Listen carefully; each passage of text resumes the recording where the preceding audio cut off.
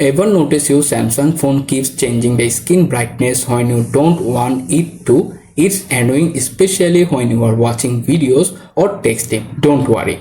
In this video, I will show you the simple fix to stop auto brightness from changing so your screen stay exactly how you like it. Let's jump right in. First thing first, open the settings page on your phone. After you are in settings, scroll down a little. Here you can see the display option. Tap to open it. After opening this page, find the adaptive brightness option. Right now this option is turned on. To fix it, simply tap on the toggle switch to turn it off. And that's it, you are done.